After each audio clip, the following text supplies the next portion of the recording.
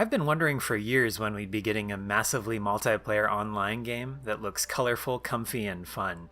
Mabinogi was the last one that I really enjoyed, and that came out almost 20 years ago. There have been some potential contenders, but it seems like every MMO that's come out over the last several years has either been a dark and gritty action game for PC, or generic mobile trash. I just want a fun and colorful looking game, similar to some of the ones they've made for mobile phones, but on a console or a PC where it's not watered down by touchscreen controls or casualization. Loftia may be that game. Loftia is, according to their currently ongoing Kickstarter campaign, a cozy online game set in a warm solarpunk world.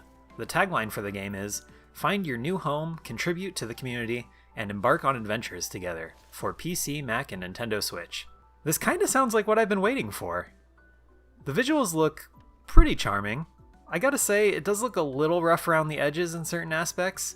The deadpan expression from the beginning of the official trailer is a little off-putting. The player character's hands clip through his head like right after he first shows up. Then when they start showing the gameplay, the run cycle looks a little too smooth, like the character's just sort of floating across the ground. But early 2000s MMOs had that problem too, and some of the best MMOs ever came out back then. So it could work. This is also still early footage after all. The Kickstarter is still going on, which means they still plan on doing a lot more with the game, so there's plenty of time to improve. I do like how detailed some of the environments look. This wide angle shot at the beginning of the trailer is pretty cool. Working our way down from the top, you got these cool floating islands with waterfalls coming down from them, just like the ones in Tears of the Kingdom, which I've been playing way too much of lately. You got this town with a whole bunch of buildings, making it feel more alive and lived in. I've never even heard of the term solarpunk before seeing this game, but apparently it's used to describe collectivist ecological utopias where nature and technology grow in harmony. And now that I know what it is, I gotta say, it's an aesthetic I'm pretty into. It reminds me of Agate Village from Pokemon Colosseum, which was easily my favorite town from that game. Just seeing all these different buildings with the vibrant green grass and trees and shrubbery growing all around them and on top of them is pretty cool.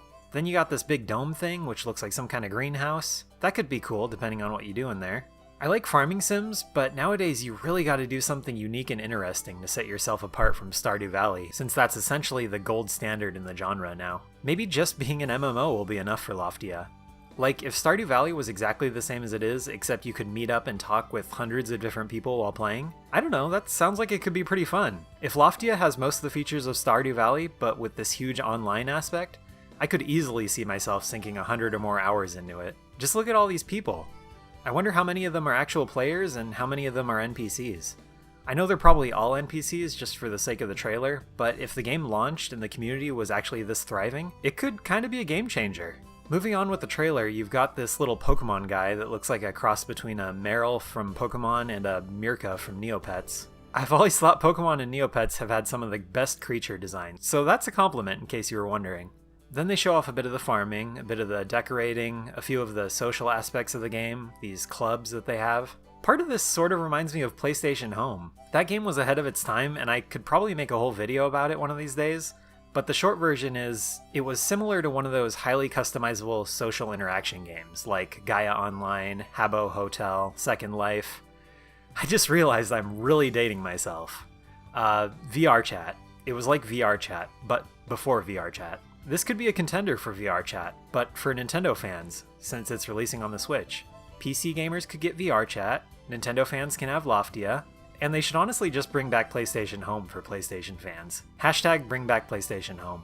A big chunk of the fun from games like these often comes from customizing your home and your character and showing them off to your friends. I feel like that's a big part missing from some recent farming sims like Disney Dreamlight Valley, My Time at Portia, and Coral Island.